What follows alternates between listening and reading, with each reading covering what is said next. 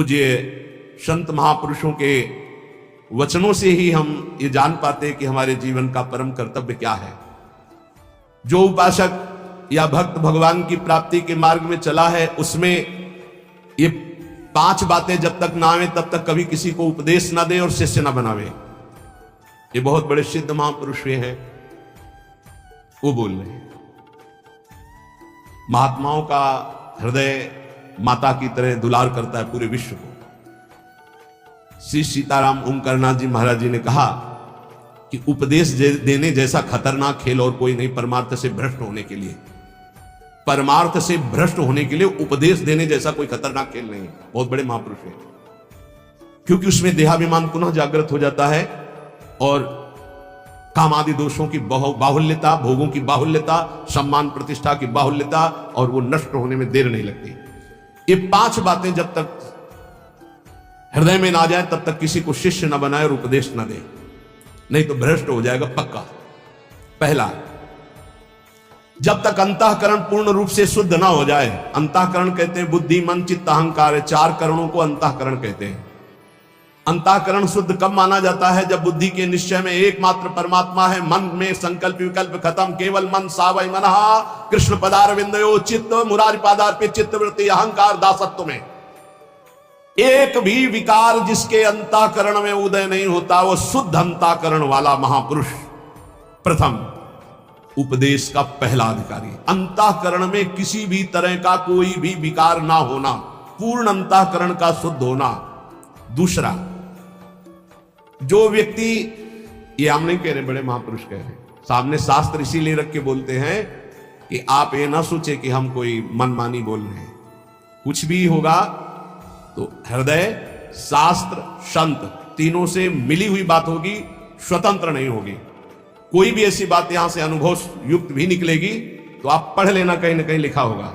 ऐसा नहीं हो सकता कि हमारे मनमानी बात हो, क्योंकि हमारा मन बचपन से लेके अभी तक जिसका स्वाध्याय करता रहा, जिनकी जूठन खाता रहा, जिनके चरणों के आश्रित रहा, वही मन में बैठ के बोलते हैं और कोई नहीं।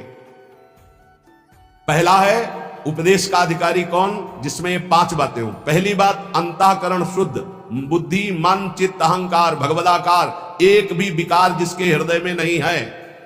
दूसरा, जो व्यक्ति स्वार्थ के लिए उपदेश सीखता है, जो अपनी वासनाओं की पूर्ति के लिए प्रवचन करना सीखता है, वो उपदेशक पक्का भ्रष्ट और दुराचारी हो जाएगा। वो धर्म का निर्वाह करने वाला नहीं होगा, उस समाज को भ्रष्ट करने वाला होगा। ये सिद्ध महापुरुष लिख रहे, इसमें किसी की टीका टिप्पणी करने की बात नहीं। जिसको बुरा लगे तो भगवान को साक्षी करके हृदय में हाथ रख करके देख लेना। महापुरुषों के वचन डंके की चोट से होते हैं। जिसको बुरा लगे वो छाती में हाथ रख के बिहारी जी को साक्षी करके देख लेना कि ये वचन जो निकले हैं ये है हमारे में कि नहीं है, देख लेना। यहां केवल जवान की बात नहीं होती, छाती की बात होती है। जो व्यक्ति स्वार्थ पूर्ति के लिए, अर्थ प्राप्ति के लिए, वासनाओं की पूर्ति के लिए प्रवचन सीखता है, उपदेश सीखता है, दूसरे को उपदेश करता है, वो उपदेशक दुराचारी हो जाएगा, भ्रष्ट हो जाएगा, धर्म को नष्ट करने वाला बनेगा। तीसरा, जिसने अपनी वाणी में सत्य का अनुष्ठान नहीं किया, जिसने अपने आत्मस्वरूप का बोध नहीं किया, जिसकी वृत्ति निष्काम नहीं हुई, जो जगत से भगवत भाव रूप से संबंध नहीं की, वो बड़े से बड़ा विद्वान भी भ्रष्ट हो जाएगा। वो बड़े से बड़ा विद्वान भी भ्रष्ट हो जाएगा। ये देख लो, जिसके वाणी में सत्य नहीं, जो आत्मस्वरूप का बोध प्राप्त नहीं किए, जिसकी बुद्धि में निष्कामता नहीं, जो चराचर जगत में भगवत स्वरूप का भाव नहीं किए, वो बड़े से बड़ा विद्वान भी पतित हो जाएगा। चौथा, उपदेशक ब्रह्म विद्या और निधिध्यासन दोनों साथ में, अर्थात शब्द ब्रह्म का ज्ञान और परब्रह्म की अनुभूति दोनों। जो शब्द ब्रह्म का ज्ञान और परब्रह्म की अनुभूति से युक्त होगा, उसमें अमानिना मान देना, निर्माणता सबसे बड़ा सद्गुण होगा, निष्कामता उसके स्वभाव में होगी। ऐसा उपदेशक संसार के धर्म की प्रतिष्ठा करके सबको सुख प्रदान करता है। पांचवा, जो स्वयं अपने मन को कृष्णाकार कर चुका है, जो इष्ट के प्रेम में डूबा हुआ है, जिसका केवल इष्ट से दृढ़ विश्वास और संबंध है, जो इष्ट के स्मरण में डूबा हुआ उपदेश करता है, जो दुनिया में एकमात्र परम स्वतंत्र सत्ता श्री भगवान की देखता है, जो सबका परम मंगल करने का उद्देश्य रखकर, केवल उद्देश्य रखकर भगवत चर्चा करता है, उसका उपदेश देना यथार्थ धर्म का प्रकाश करने वाला होगा। ब्रह्मबोध होना शास्त्रों की स्वाध्याय का फल है। भगवत प्रेम होना ये समस्त साधन और भक्ति का यथार्थ फल है। नहीं सो सब धर्म कर्म जर जाऊ, जहां न राम पद पंकज भाऊ। जब तक प्रभु के चरणों में प्रेम ना हो जाए या तत्वबोध ना हो जाए, तब तक उपदेश नहीं करना चाहिए।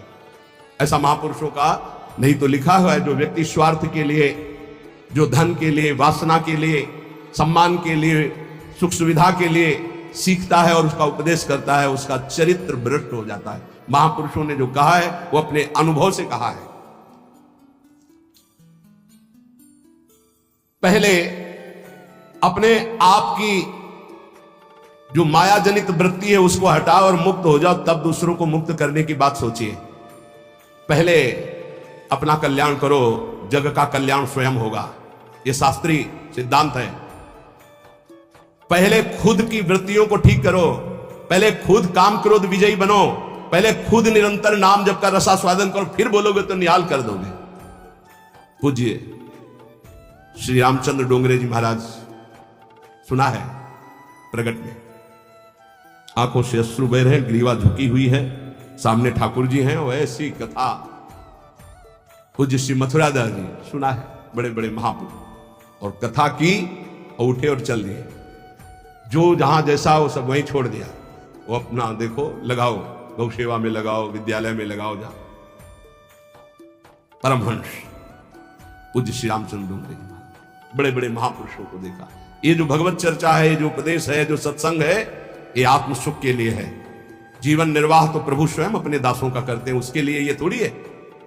ये भगवत मार्ग बेचने वाला थोड़ी है कि हमारे जीवन का निर्वाह तो योगक्षेमम वाहम्यम श्री हरि करेंगे। ये चर्चा किस लिए हो रही है? सबका परम मंगल करने के लिए हो रही है। स्वांता सुखाय तुलसी रघुनाथ गाथा। जो अपनी इंद्रियों पर नियंत्रण करता है वही दूसरे की इंद्रियों को विषयों से निकाल सकता है, अन्यथा नहीं। जो खुद इंद्रियों का गुलाम है वो दूसरे को इंद्रिय विजेता कैसे बना सकता है? एक बार किसी महात्मा के पास कोई माई गई अपने लाला को लेके, कहा लाला हमारा गुड़ खाता है, हमारी बात तो नहीं मानेगा, आप पर श्रद्धा रखता है, आप मना कर दो। तो कहा 1 हफ्ते बाद आना। वो 1 हफ्ते बाद आया, बच्चा गुड़ खाने से दांत में कीड़ा पड़ जाएंगे, पेट में कीड़ा पड़ जाएंगे, ठीक नहीं है, नहीं खाना चाहिए। माँ ने कहा तुम उसी दिन क्यों नहीं बता दिया? महाराज 1 हफ्ते बाद क्यों बुलाया? बोले मैं भी गुड़ खाता था, इसलिए पहले 1 हफ्ते छोड़ा तब उपदेश किया। जो अपनी इंद्रियों पर विजय प्राप्त नहीं किए हुए हैं वो दूसरों की इंद्रियों को विषयों से कैसे हटा सकता है?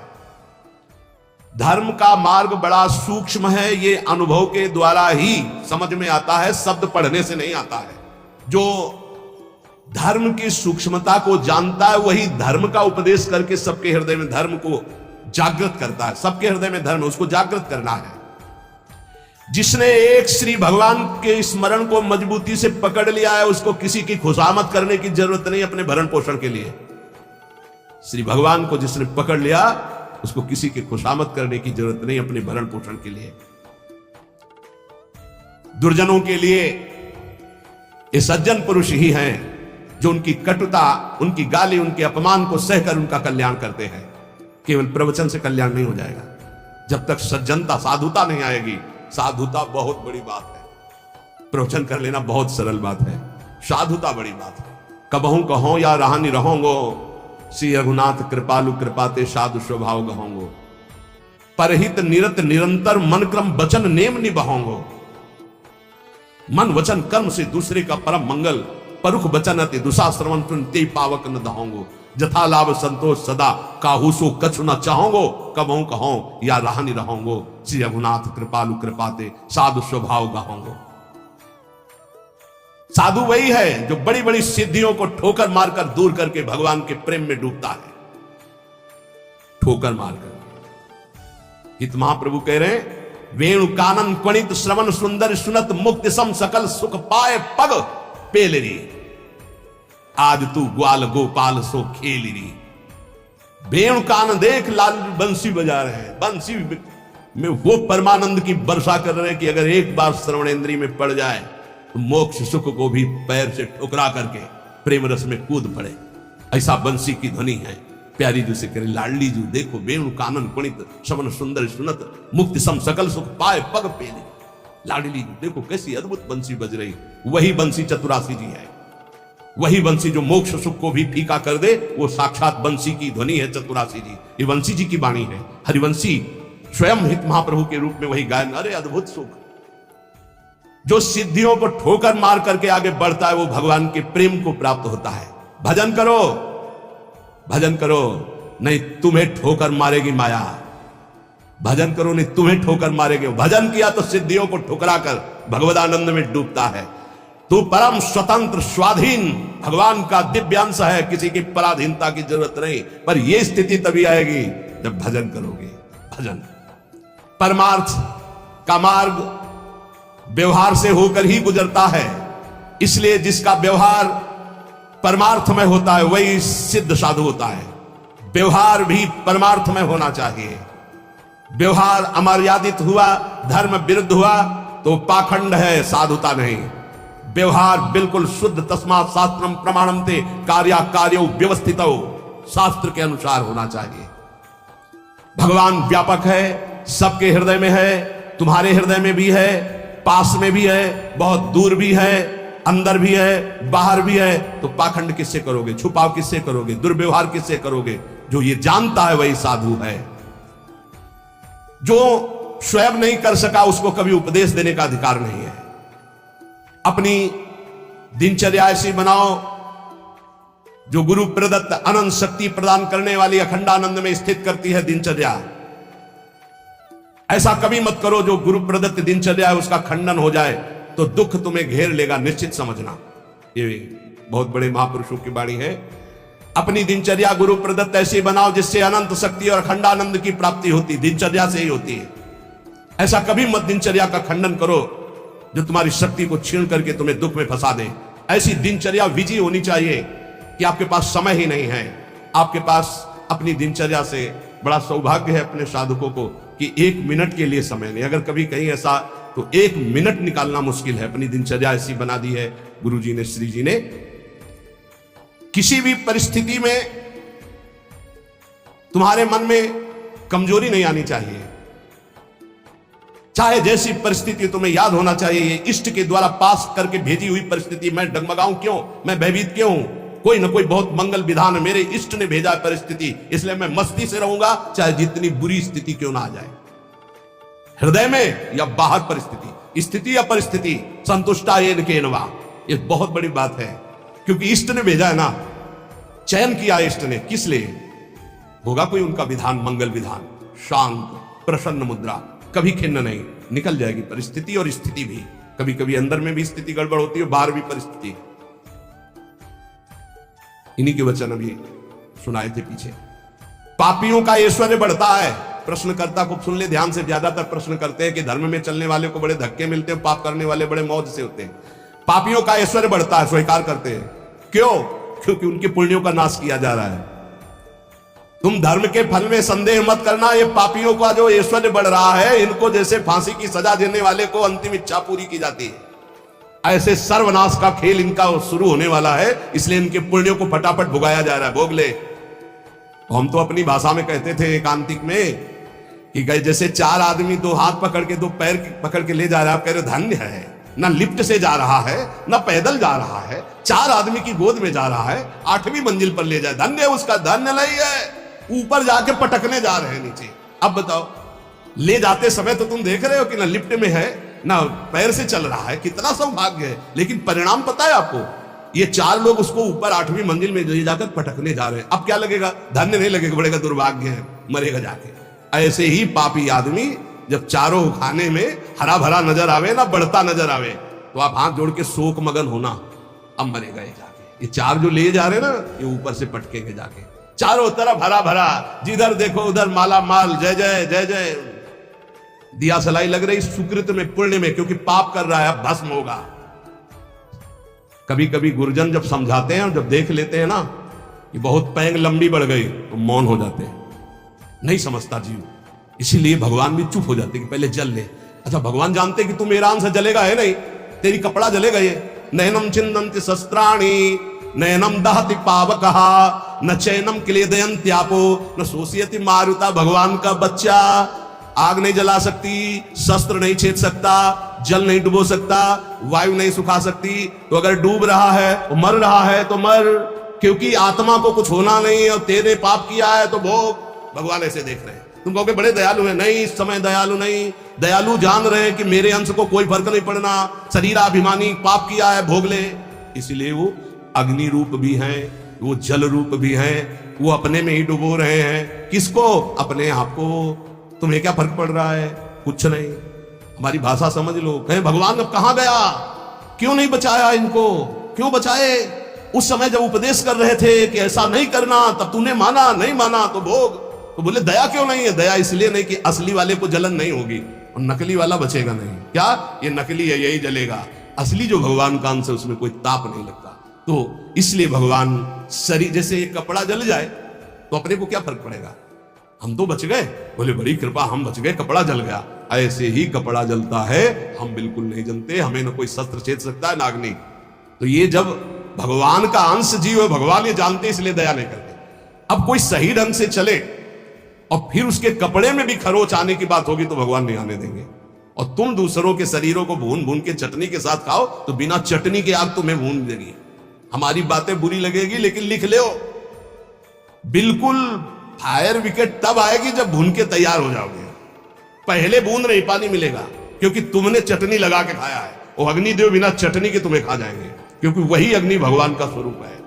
इसीलिए कहते हैं कि होश में ये मांस खाना, मदिरा पीना, व्यभिचार करना, पापाचरण करना बंद कर दो। प्रभु अभी तक जो हुआ हुआ, अब लो नसानी, अब ना सही हो, नहीं खतरे में हो तुम पक्का। तुम्हें नहीं दिखाई दे रहा है, कोई अविनाशी शरीर नहीं तुम्हारा। इस शरीर के लिए पापाचरण करके कभी सुखी नहीं हो सकते। तो पापियों के ऐश्वर्य को देखकर अधर्म को धारण करने वाले कभी संदेह मत करना। इनको ऐसे सुख दिया जा रहा है जैसे फांसी की सजा देने वाले को अंतिम इच्छा पूर्ति की जा रही है। बुद्धि बदल जाती है, बुरी दशा आने के पहले बुद्धि बदली जाती है। आप ना आवे ताई तहां ले जाए, वही ले जाएगी जहां उसका नाश होना है। बहुत सावधानी से। कोई गलती हो जाए, कोई पाप हो जाए तो तत्काल महापुरुषों से मिलो, संतों से, कि हमने ये अपराध कर दिया, उसका प्रायश्चित बता दो या हमें दंड दे दो और आगे से कभी नहीं करूंगा, अब मुझे उपाय बता। वो जो बोले, वृंदावन की परिक्रमा लगा लो, उपवास कर लो, ऐसा कर लो, बस बिना विचारे कर दो। उनके वचन से पाप नष्ट हो जाएंगे। क्रिया मात्र तो केवल एक निमित्त है, उनके वचन की तुम ये कर लो, ये ठीक हो जाएगा।